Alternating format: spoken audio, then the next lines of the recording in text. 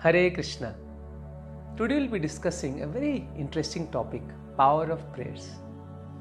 Prayer is something which is common to people all over the world across different religions. We all like to pray, right, from childhood. But often we underestimate the value of prayers, or we don't know how to pray. So in this short video today, we'll be discussing more on this.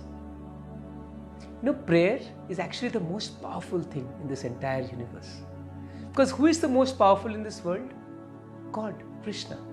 There is no one more powerful than Him. And by praying, we are actually developing a one-to-one connection with the Supreme Lord. So what can be more powerful than a prayer or a personal communication with that Supreme Lord? It's the most powerful thing in this entire creation. And often we don't realize how important is prayer to Krishna in our life. Once I heard a nice story from His Holiness Radhanath Maharaj when he met Mother Teresa, and he asked her that what is the secret of your social work? You have sacrificed so much for serving the poor and needy in the streets of Calcutta. And she took out her rosary beads, just like we have chanting beads. The Christians, they also have rosary beads. So she took out her rosary beads and said, "This is the power. This is the source of my strength, prayer."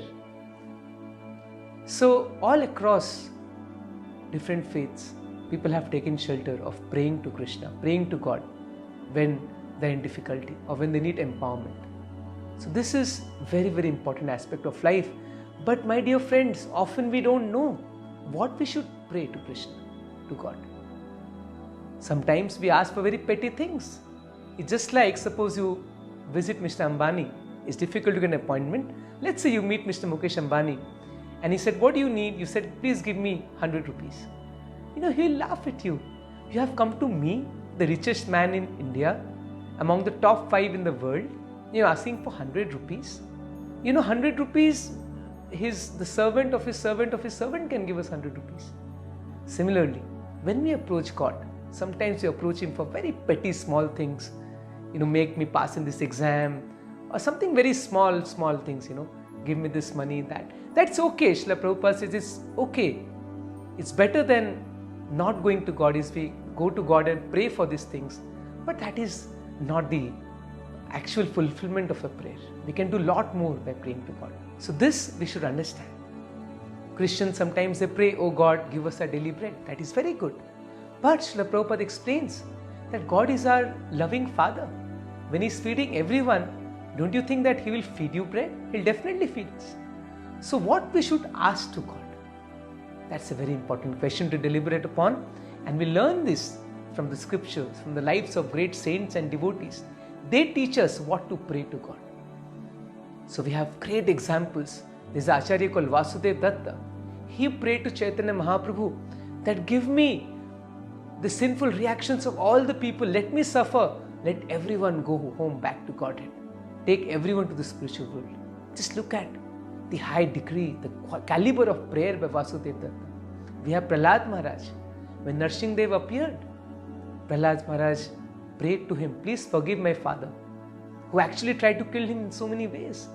So when we pray to God, the highest form of prayer is when we pray for others, for the welfare of others, for the welfare of the whole world. That's the highest prayer we can offer to the Lord. And we pray to the Lord for pure devotion for Him. Just like Kunti Maharani, she prayed to Krishna, "Oh Krishna, I don't mind all these troubles." In fact, she prayed that Krishna give me more troubles. Because when I get troubles in life, I remember you more. I take intense shelter of you. And she ended her prayer by saying, "Oh Krishna, let my mind flow towards your lotus feet, just like Mother Ganges. She flows in uninterrupted way. Long journey starting from Himalayas all the way to Bay of Bengal.